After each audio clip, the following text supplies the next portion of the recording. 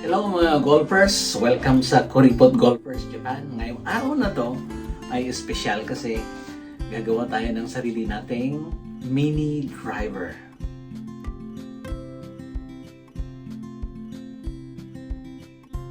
Mini driver, alam niyo naman sikat na sikat ngayon pero napakamahal. Yung mini driver, para sa mga hindi nakakalam, ang mas maliit na version ng driver at saka mas maigsi yung kanyang shaft.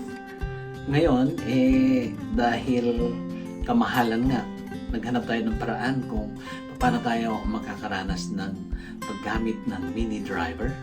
At ito ang naisip natin. Ito, mga ka-golfer, ang tailor-made 320 Ti.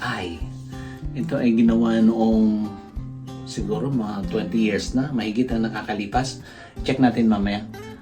At ito ang itsura niya. 320cc lang siya, so halos ka-size siya ng mga 300cc na size ng mini driver. Ang una natin gagawin ay tatanggalin natin itong lumang grip. Kaya tingnan nyo naman, talagang gutya-gutya na siya. So, bubugitin natin dito. Tapos, tatanggalin natin ito, Madali na lang to kasi talagang lumang-luma na siya. So, ginupit na natin.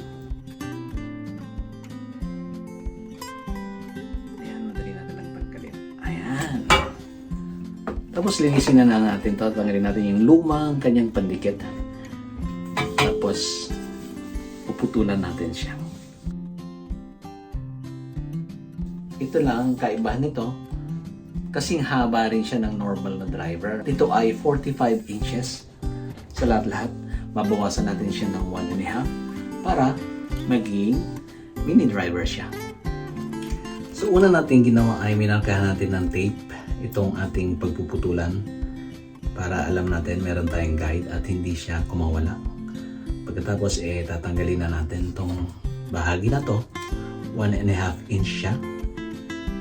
Nagpa siya ng konti pero sabihin na natin 1.5. Tapos lalagyan na natin siya ng grip. Ngayon ang gagawin natin dahil kuripot nga tayo, lagaring bakal ang gagamitin natin. Pwede kaya? Mga kaibigan ay ang lagaring bakal mula sa Daiso. Yung tinatawag nilang Hakken shop dito, 100 yen shop. Subukan na natin simulan.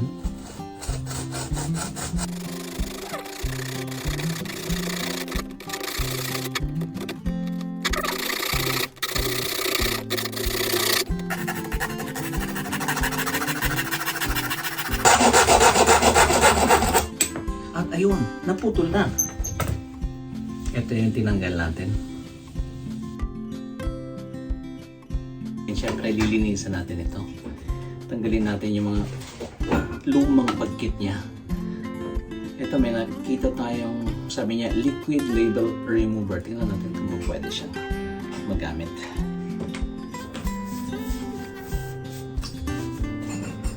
At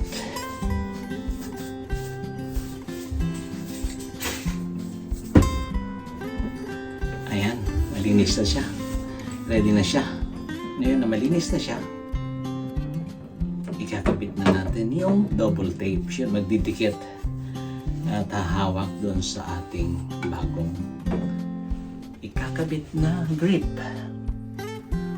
So, matapos natin linisin ang shaft, pwede na natin ilagay yung ating pandikit.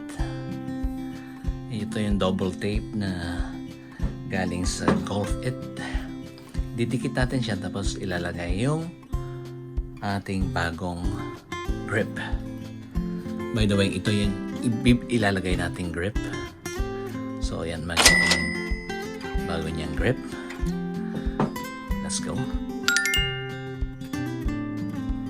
So kaya na malinis na tong ating shaft, tinanggalan natin yung mga takla-takla niya.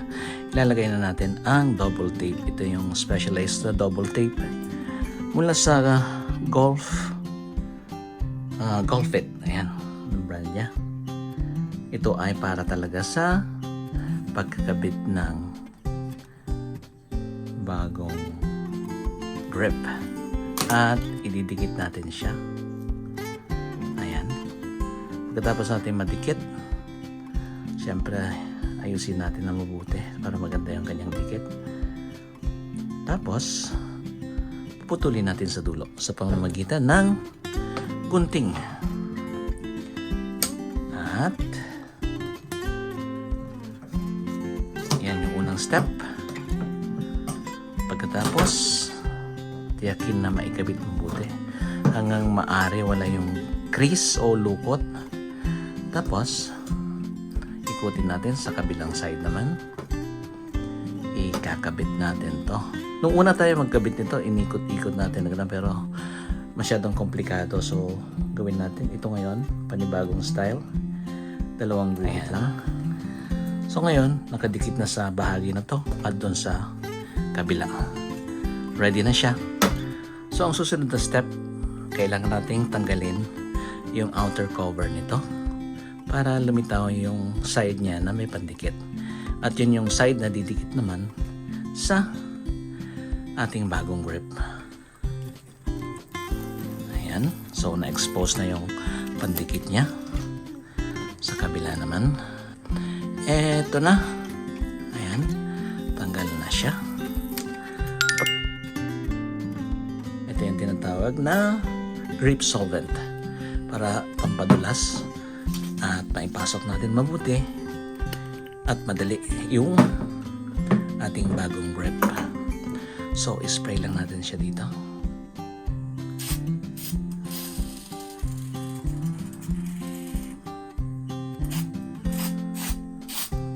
At sa kabila. At pagkatapos nun, iwanan natin konti at lagyan natin ang loob ng grip solvent. Oops, ayan, tumulungan. So, ready na tayong ipasok siya. Ngayon, kung makikita nyo maliit yung butas, medyo mahirap siyang ipasok. So, kailangan natin ng tool. Ito yung tinatawag nilang, nakalimutan ko na kung anong tawag dito. So, ipapasok muna natin to dito para mapadali yung pagbuka nun. Ayan. So, pag naipasok na, bigyan na natin ng force at ilang saglit lang, papasok na ito sa loob.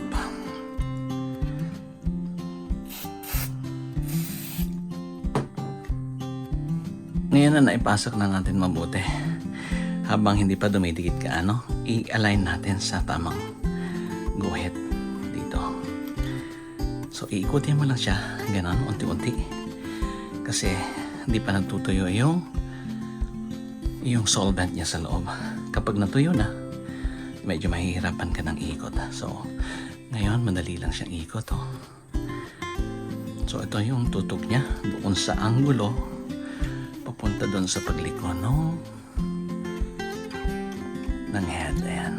So, dapat akma ito at hindi siya magmimintis.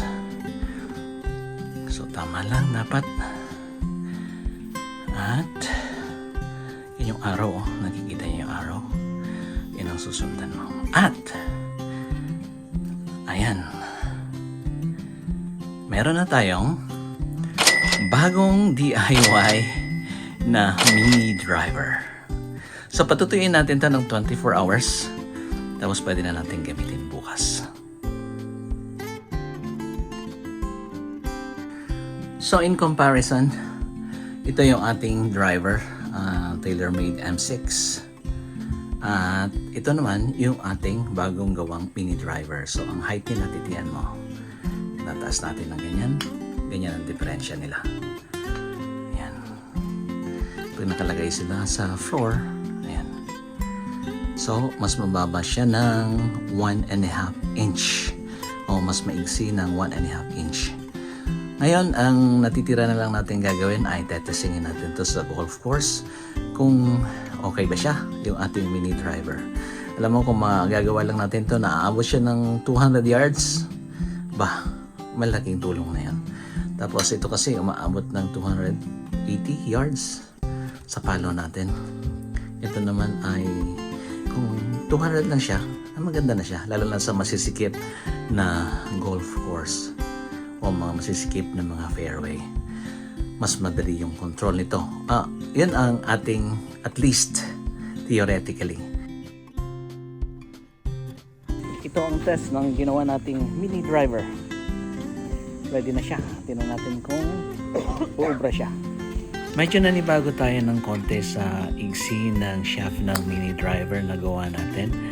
Pero nagamit pa rin naman natin siya. Medyo nag-alangan nga lang tayo. May kaunting outbalance pa.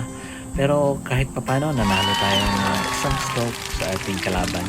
So first na laro ng ating DIY mini driver, nanalo tayo. Hanggang dyan na lamang po dito sa Kurifut Golfer Japan. Hanggang sa muli. Bye-bye!